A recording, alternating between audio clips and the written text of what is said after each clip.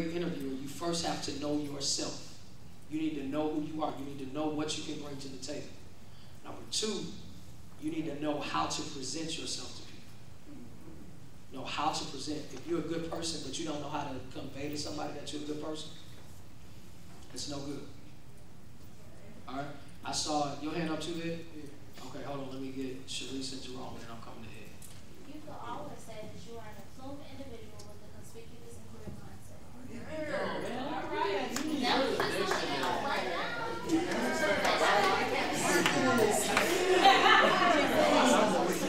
All right, but listen, understand what just happened was it made you want to figure out what she was talking about, because she used words that were not as necessary, or not necessary, but that were not as common. She used uncommon words, which is why people would look at her resume and say, let me think about what she just said first.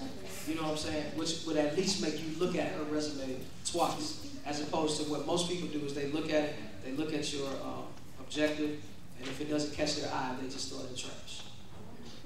Right? So consider that. Jerome. I say that I'm self-motivated. Like, I don't look for other people to acknowledge my accomplishments. Like, I do it to, you know, for myself. You know, I don't look for nothing. You know, like, if I'm doing if they set me at a certain job, I do it. You know, and I don't look for nobody to pay attention to me, how good I do it, or anything. I can do it to the best of my ability. Great quality, but you said it too long. It was a great quality.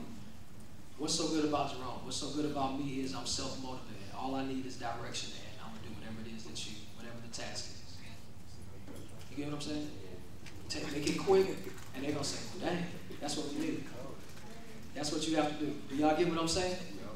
What we have to do is, I hope y'all taking notes, because you can learn what we talk about right now is all biblical. But you learning how to interview from the Bible, all from Deuteronomy 8 and 10. Everything that you need in life is in the Bible, but you got to know where to look for it. All right? Ed, what were you going to say? I said I'm a leader, not a follower. I'm not easy to influence, and I know not to be comfortable. Lots of times people get comfortable in a job, they start saying the other person slacking off, just like I'm super. Good. All right? You can shorten that too, but it's good. But make sure you shorten. I'm a leader. I don't follow other people. I get my directions. You know, you can make it quick though. All right? That's what people want. They want to know quickly, why should I hire you? Because they don't have a lot of time to waste. Especially if you want a good job, that means you are not the only applicant. Right? You're not going to be the only interviewee. So you need to know how to say something that's going to get their attention, but be quick about it. Yes. This is a good thing to say. If you say, well, focus on myself and I'm ready. Whatever your dad said on the interview.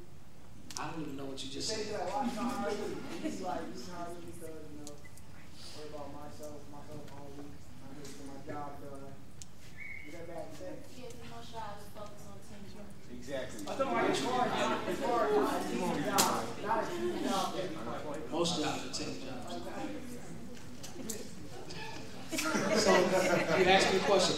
Is that not something to say? Yeah, you're probably going to find it. Not a team job, though. All jobs are team jobs, some way or another, unless you're an entrepreneur. Even if you're the only one doing your job, if you don't do your job, then you mess up somebody else's job.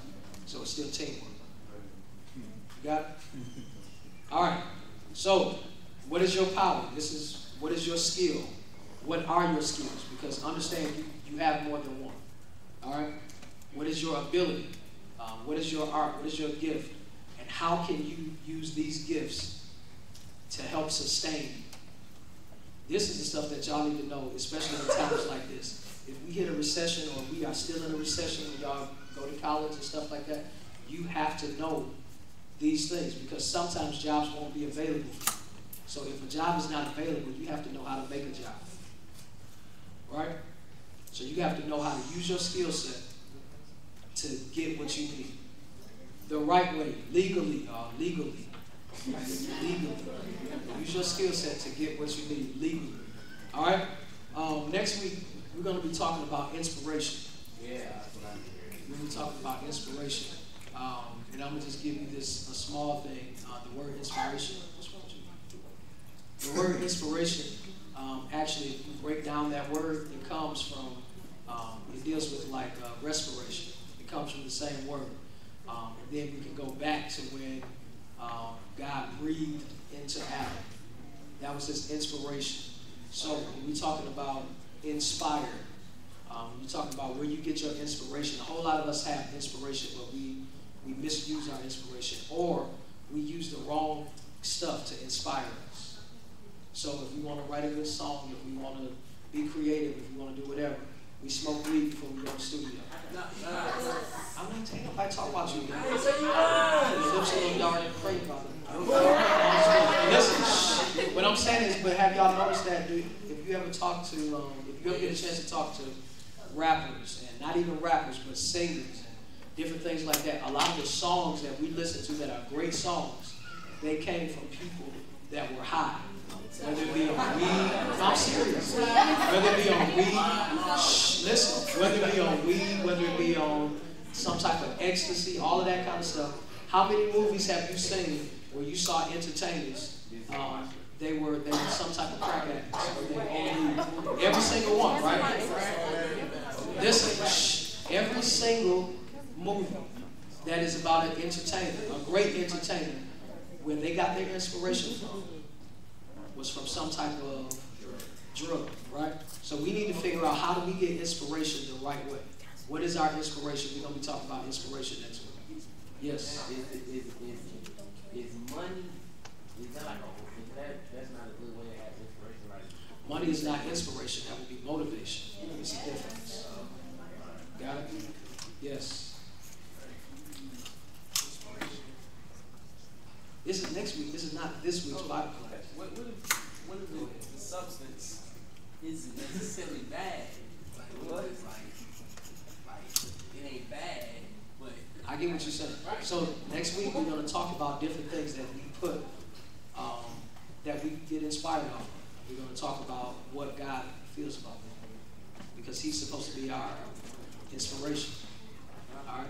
So we're going to talk about inspiration and putting other things in the place where God's supposed to be. We're going to talk about all of it. All right. So I made this one a quick Bible class today. I need to let you guys know, after doing the final count, oh man, I forgot. Don't forget about Christ. After doing the final count, we're not at 500, but we're at 490.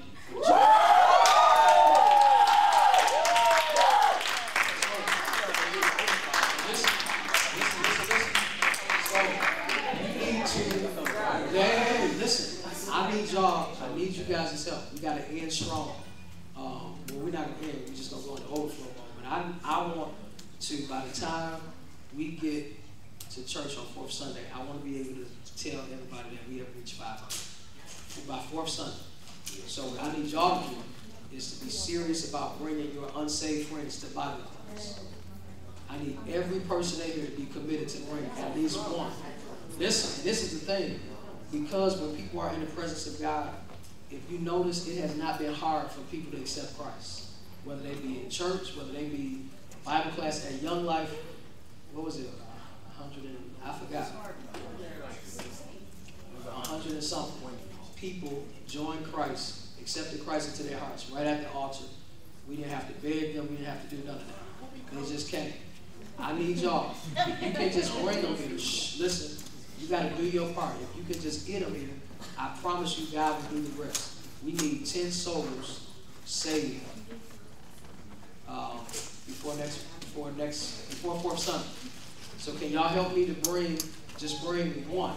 I'm asking every person to bring one visitor. Can y'all do that? Can y'all do that? I need everybody. I need to know how many people will commit. Shh, be quiet.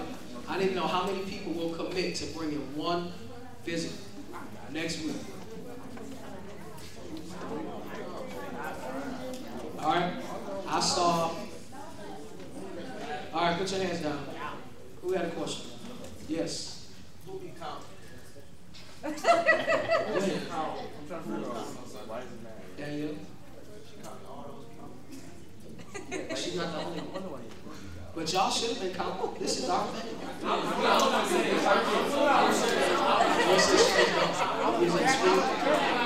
All right. So listen. Make sure that y'all, make sure that you guys are doing that. Come on back. I need y'all to stop talking. We're about to get out. I need y'all to commit to bringing just one person. I'm not going to ask you to bring 5, 10. If every person will commit to bringing one person, we can get to our goal. All right? Y'all think we're going to make it? Yeah. All right. Faith without works is what? Yeah. So don't come to me with all that faith talking about we're going to make it and you're not willing to work to get somebody here. All right? So let's make this happen. I'm trying to think if there's anything else. I think that's it. I do need to let you guys know next month the choir is going to, you guys are doing a joint concert with Michigan State's Gospel Choir.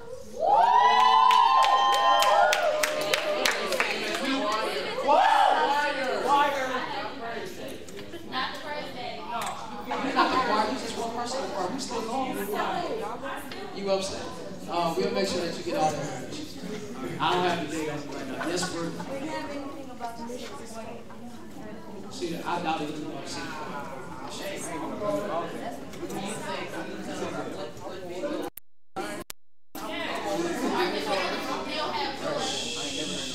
No. Listen, I think we are just about done. We're going to stand. First of all, let's close our eyes. Let's close our eyes for a second. We need to be very serious. And I'm going to ask you guys a question that we ask every week. And that question is, if Jesus came back today, are you 100% sure that you would go back with him? If you've already accepted Christ, then you need to be confident in your salvation so that you don't have to raise your hand every Wednesday. But if you are not sure, then you need to be sure before you leave. I don't ever want there to be a day to go by that you are not sure of your salvation. Because I love you too much and God loves you too much for you to be in danger of going to hell just because you just weren't sure. You've got to be sure. All right? So if you are not 100% sure that you have accepted Christ into your heart and you're not 100% sure that if you died right now that you would go to heaven, I want you to raise your hand. All right, everybody saved in the room. Let's give God praise for that.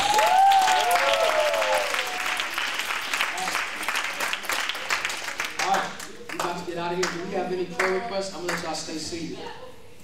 We'll start on this side and then we'll come around. Prayer requests, anybody in the front row?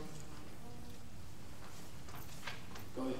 My friend had that surgery yesterday. So yeah, and I'm the president of the Chiefs.